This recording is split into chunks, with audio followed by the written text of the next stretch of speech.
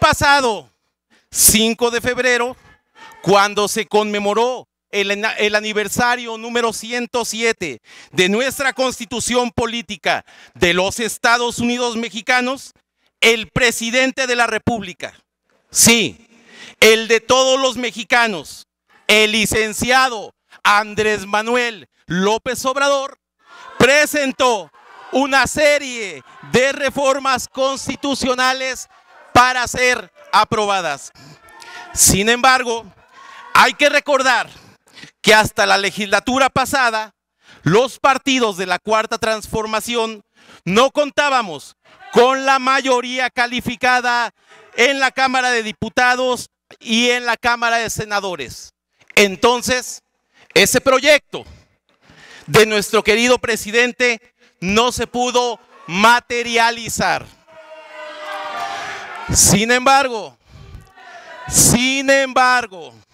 el pasado 2 de junio, el pueblo de México acudió a las urnas de forma masiva y refrendó el apoyo a la Cuarta Transformación, es decir, a Morena, al Partido Verde, al Partido del Trabajo, en el caso de Morelos, al Partido Nueva Alianza y sobre todo al proyecto que ahora encabezará la primera presidenta de la República, la doctora Claudia Sheinbaum Pardo.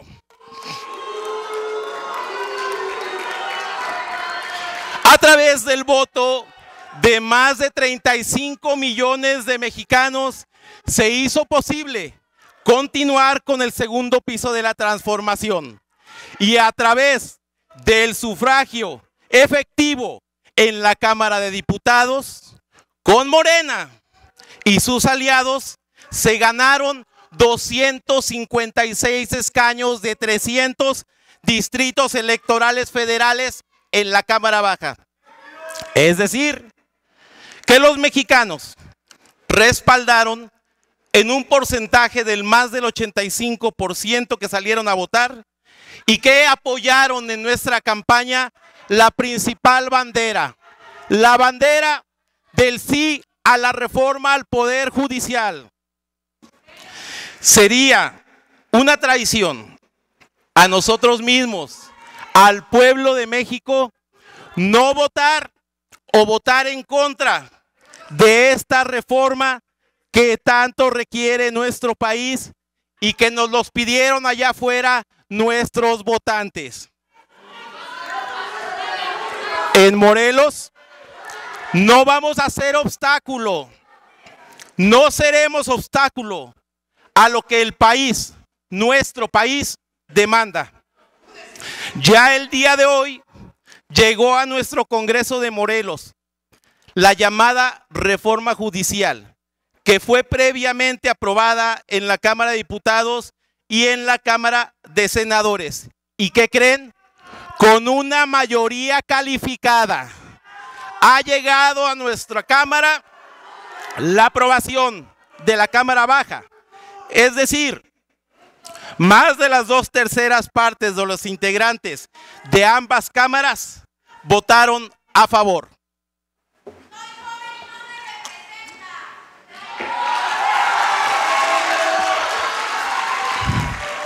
Me gustaría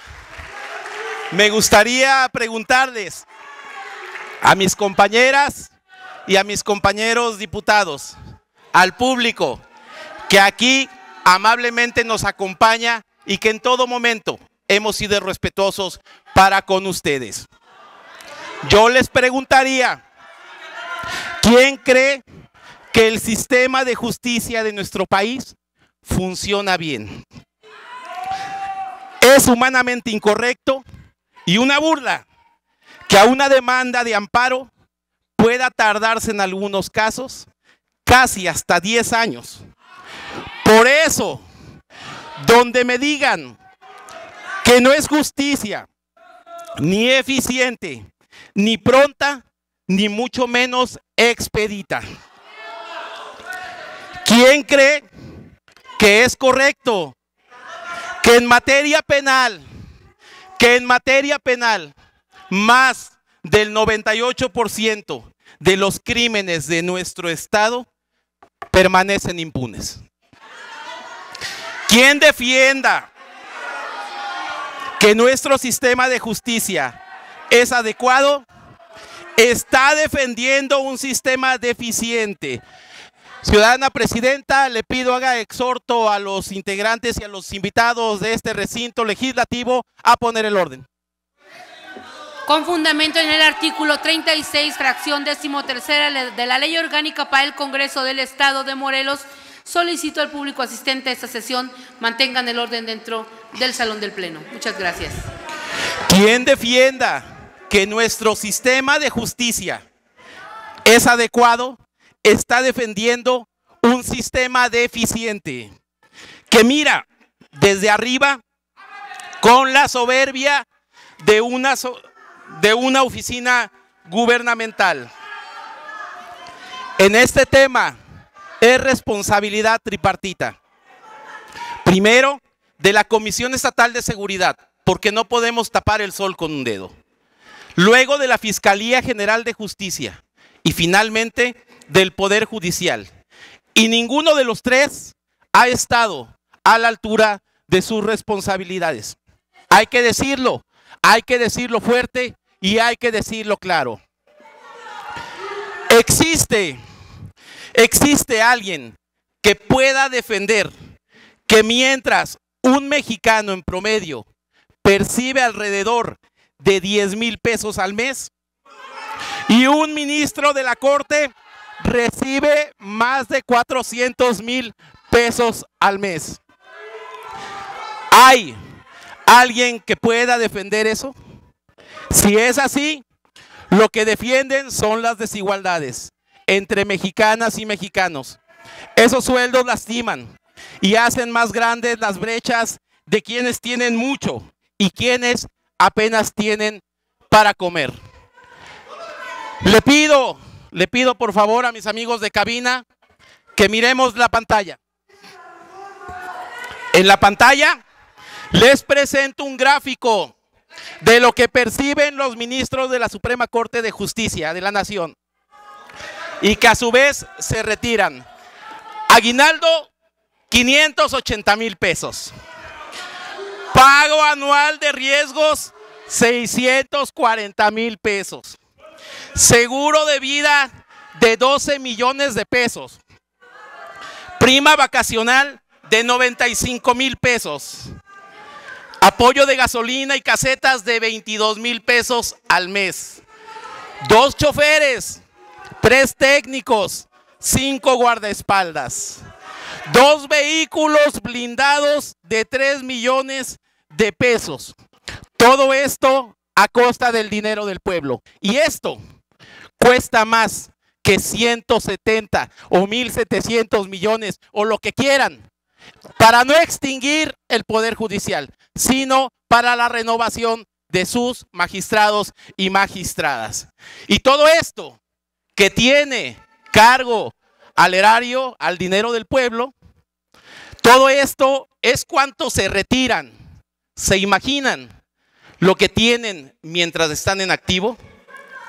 Compañeras y compañeros diputados, ¿hay alguien que pueda defender eso? El pueblo de México, el pueblo de Morelos ya habló. Y quizá aquí nos gane el aplausómetro. Pero allá afuera hay más de 36 millones de mexicanos que han avalado esta propuesta ciudadana.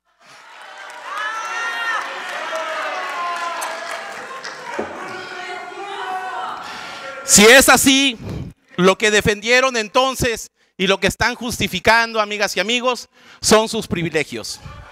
Yo no generalizo, porque hay ministros, magistrados y jueces de todo, buenos y malos. Pero cuando escucho que piden al pueblo de México que salgan a defenderlos, yo les pregunto, ¿dónde estaba el Poder Judicial cuando desaparecieron Luz y Fuerza del Centro? Dejaron sin sustento a miles y miles de trabajadores y de sus familias. Yo les pregunto, amigas y amigos, visitantes y legisladores, ¿dónde estaba la oposición cuando Ernesto Zedillo Ponce de León y sus aliados destituyeron de un plumazo a 26 ministros en 1995? Ahí no los vimos, ahí no los escuchamos. Al contrario, los celebraban con la mayoría de diputadas, diputados y senadores con las que contaban en ambas cámaras. ¿Dónde estaba? ¿Dónde estaba el Poder Judicial cuando con Peña Nieto y sus aliados, cuando el PRI y el PAN aprobaron la llamada reforma educativa, que abrogó muchas conquistas laborales que tenían las y los maestros de México? Ahí jamás apareció un juez o un ministro para otorgarles una suspensión. Lo ha dicho nuestro presidente, aunque les duela, el mejor presidente que ha tenido México, Andrés Manuel López Obrador. Si nuestro pueblo sabe elegir gobernantes, también sabrá elegir a quienes imparten justicia, porque el pueblo es sabio. Y finalmente, aprovecho para decirles a los trabajadores aquí presentes del Poder Judicial que no los engañen, que no los engañen. Sus derechos están salvaguardados. Ustedes conservarán sus empleos y logros laborales. Y lo mejor de esto es que podrán aspirar, ahora sí se podrá aspirar a ser jueces, magistrados y ministros. Porque hay que hablar con la verdad. En muchos de los casos son los secretarios de estudio y cuenta, los secretarios judiciales, los proyectistas, quienes realmente elaboran y estudian las sentencias para después pasarlas simplemente a los jueces, magistrados y ministros a que solo las firmen. Sin haberlas leído incluso, ya se les hará justicia. Ya se les hará justicia para que sean los que verdaderamente trabajan, los que se desvelan, los que se actualizan constantemente estudiando, quienes mediante el voto popular podrán ocupar esos cargos. Y no solamente la cúpula de la toga y el birrete y de los apellidos de quienes, como si esos cargos fueran una herencia que solamente se traspasan. Invito respetuosamente a todas mis compañeras y compañeros a votar por esta reforma judicial, incluyendo a los partidos de oposición, sobre todo porque sus argumentos son cada vez más pobres. Como pobres fueron los resultados electorales obtenidos el pasado 2 de junio. Es por ello que a nombre del grupo parlamentario de Morena decimos a las y a los morelenses que el grupo parlamentario de Morena vamos a favor de la reforma porque es parte de una transformación. Es cuanto, diputada presidenta. Muchas gracias.